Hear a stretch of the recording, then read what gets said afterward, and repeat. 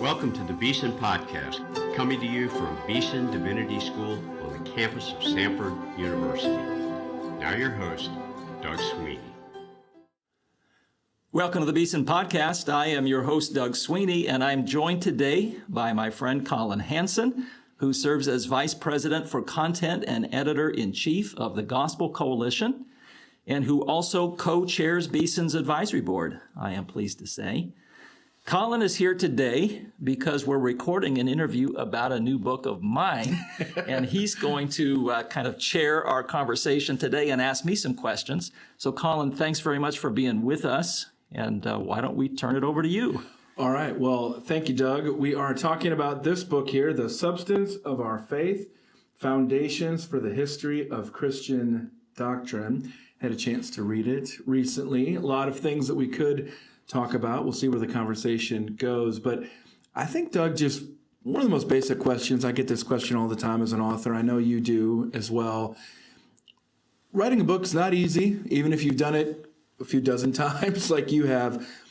Why did you write this book? Give us a vision for this book. And also, it's not alone as a book. There's another one that will follow it. So let's give a little bit of that context.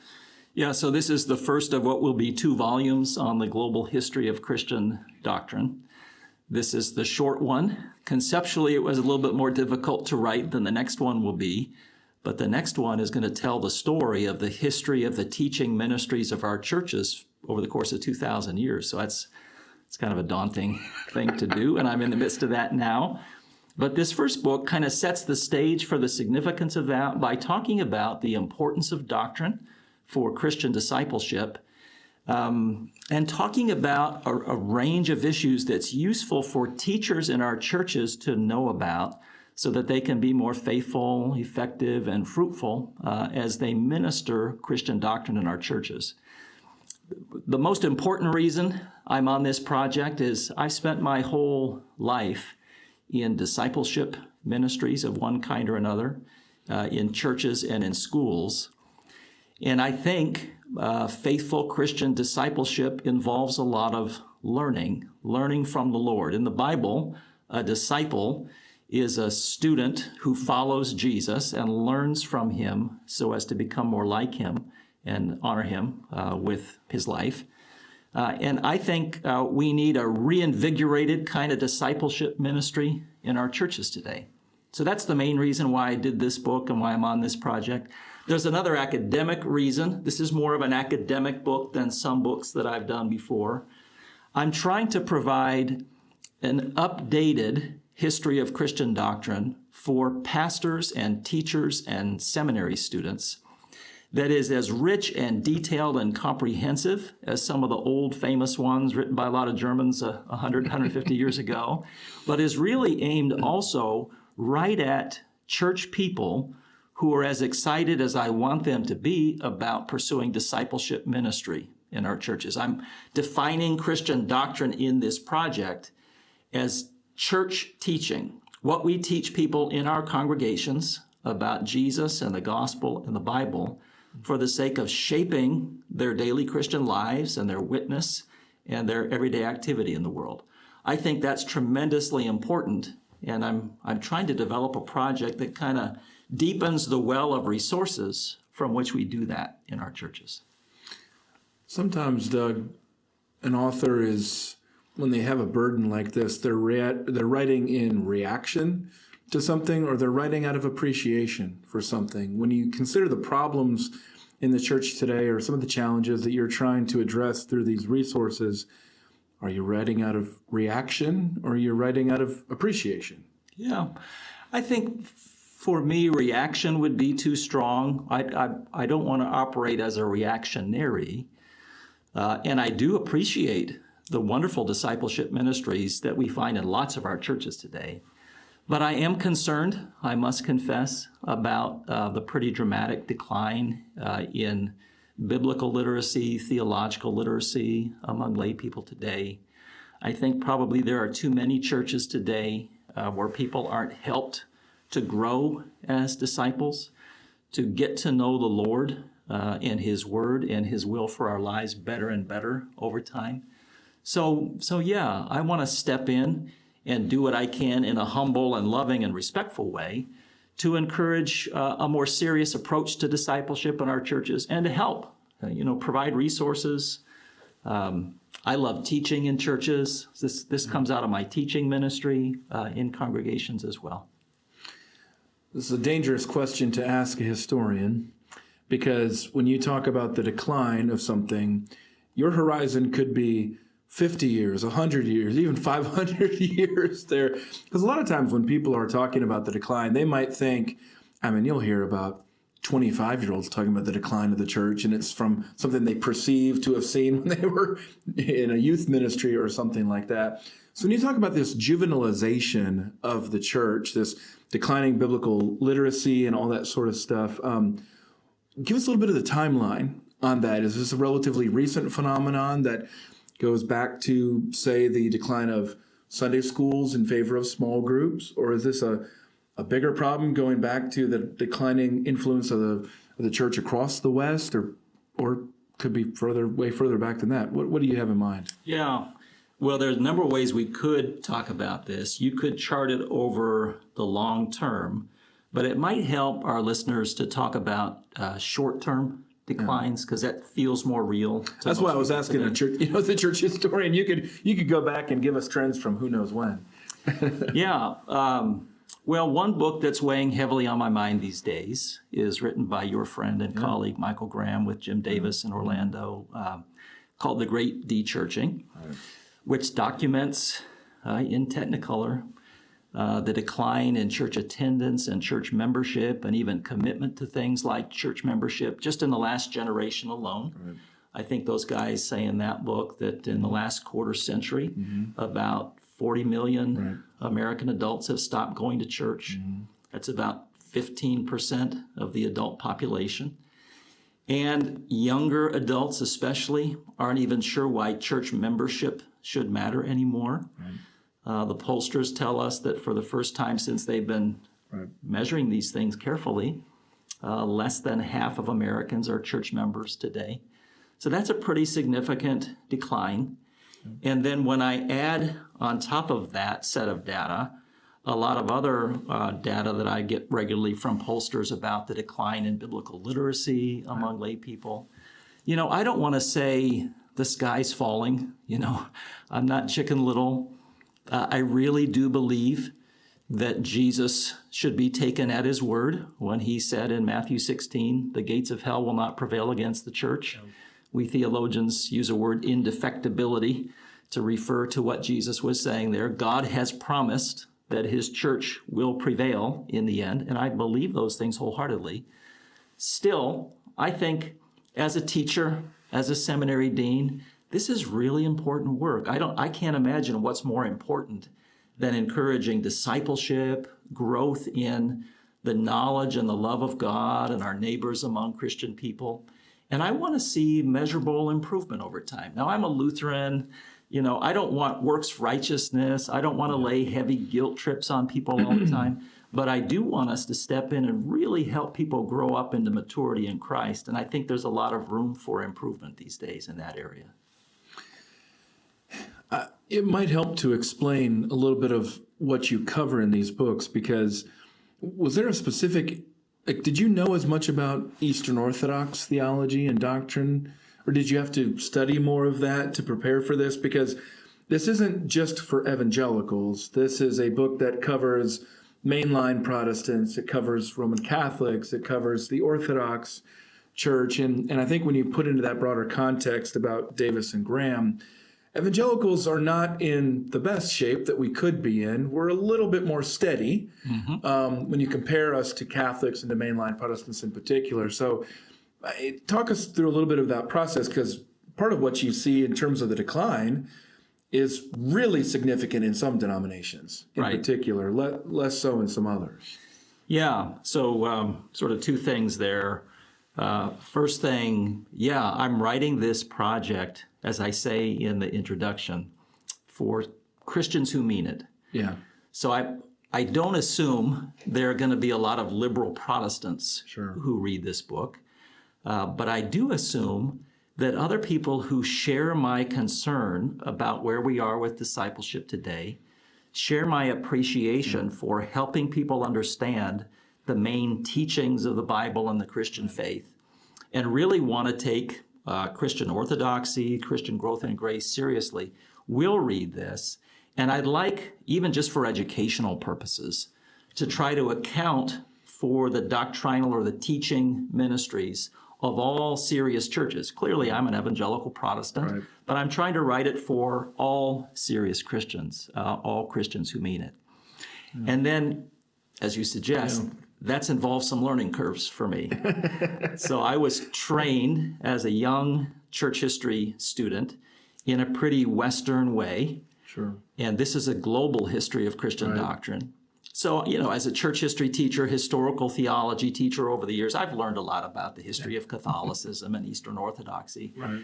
But I hadn't learned as much as I should have learned about the teaching ministries of churches outside the Western world.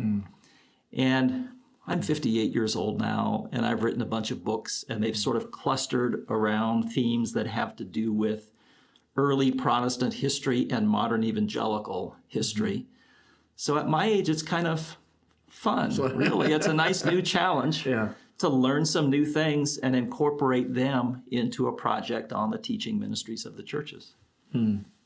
But then in the context of your work at Beeson Divinity School, because one of our distinctives is being an interdenominational seminary.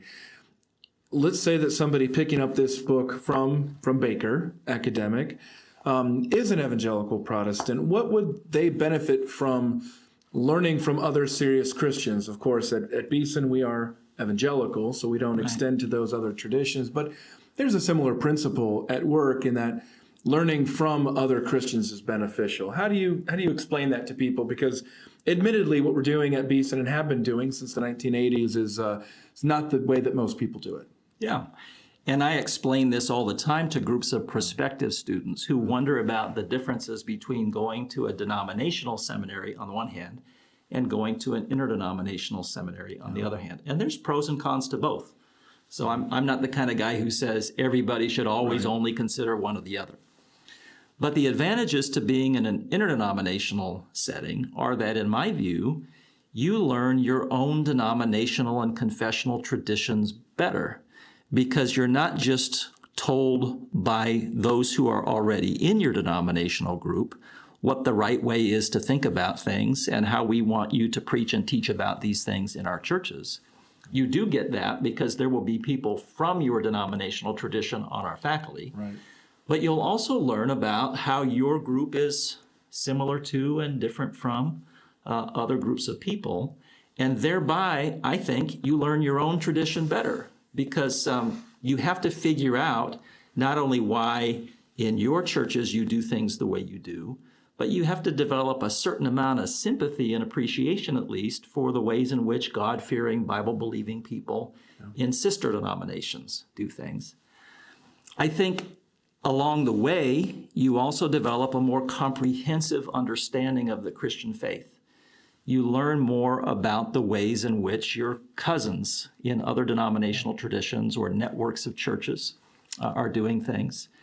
And frankly, this is part of what animates this whole project. I want people to know the Lord better and know his word better and know its main teachings better so that they can love and serve him better. And there's an analogy here when we talk about interdenominational learning. I think we can get along with, love, and do gospel ministry together with other kinds of Christians better, more faithfully, more fruitfully, when we know them better, more faithfully and fruitfully. It's hard to love people you don't know well. It's hard to serve well together with people that you're really only mostly suspicious about and you don't have any appreciation for. So that's one of the questions I was wondering, though, because studying our differences and seeing them in a couple volumes could actually lead to greater disunity, of course, where you see, wow, I really understand now why I'm not in that church or not that church. And some of that's just necessary on this side of Jesus's return, even as we continue to pray John 17 along with him. But how does understanding those differences and even studying them, how does that actually breed a certain measure of unity? Or how do you intend that, at least? It doesn't necessarily yield unity, but when you learn about them in a context full of teachers who agree with the Apostle Paul, who said in his letter to the Ephesians that we serve one Lord and have one faith and one baptism, one God and Father of all, who's over all and through all and in you all. That kind of unity then is more credible and is more powerful in your life after you've already seen what's being united, the kind of differences among people. And they're not just denominational or doctrinal. There's all kinds of differences in the family of God, ethnic and racial and you name it. There are ways of so emphasizing diversity without an emphasis on unity that you just leave people in despair. There's no way we're going to be in the same family. But if you believe in one Lord, one faith, one baptism, you're going to be somebody who, with biblical theological help, with the help of the Holy Spirit, is showing people how we have unity in the midst of our diversity. And I think the biblical authors do that very well for us. And I think good church history teachers do that well for people also. Speak to one of the major themes in the book, which is the unity and continuity of the church across space and time. It seems to me that, and correct me if I'm wrong on this one, that evangelicals tend to be better at the space part of it, probably because of our formation out of the missions movement, particularly the 18th and 19th centuries, but probably not as good about it with time, in part because we're Protestants, and sometimes there's a feeling of rupture in there and a critique of what came before in some ways. But but of course, your book is doing both. It's introducing people to teachings that they don't know around the world, like you said, in non-Western parts. But at the same time, it's really trying to root us in that continuity over time. Tell us a little bit more about why that's important, especially to somebody who might be a little bit skeptical to say, well, why can't we just leapfrog all that stuff and just, why do we need more than the Bible? We got the Spirit, we got the Bible. Why do we need this whole history of doctrine? Well, as a church history teacher, I'm here to tell you that people with the right view of the Bible oftentimes disagree with one another over matters of teaching, and oftentimes disagree with one another in ways that have pretty harmful effects. I'm a scripture principle Protestant. I think the Bible is the only norm that should norm our faith and practice, but that's not to say we shouldn't use other resources for interpreting and teaching and preaching the Bible to people.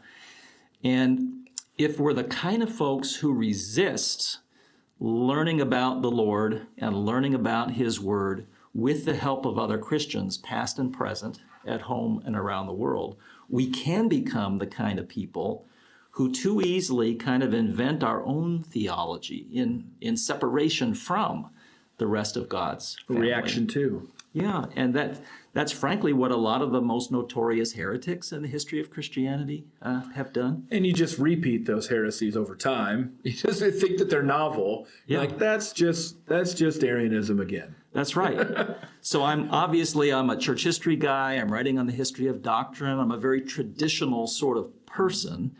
But I don't think as a Protestant I'm supposed to hold tradition up at the level of Scripture. I'm simply supposed to do biblical ministry, preaching and teaching ministry in the communion of the saints with other Christians throughout history who've gone before us and played important roles in kind of defining the doctrines that we teach people in our churches, and with people in other parts of the world. And I would say, you pose the question suggesting we do better at teaching across space than across time. I think that's probably true of Western evangelicals. But as I've traveled the world in recent decades and tried to do teaching ministry together with people from outside the West, I've learned that one of the struggles of non-Western evangelicals in particular is teaching across space with Westerners. There are a lot of, say, Chinese brothers and sisters today who are in situations where other Chinese people who aren't Christian believers will say things like, well, one more Christian, one less Chinese. Like, you can't be authentically Christian and be authentically Chinese at the same time. And I'm trying to help friends like that with resources that show people that you can indeed.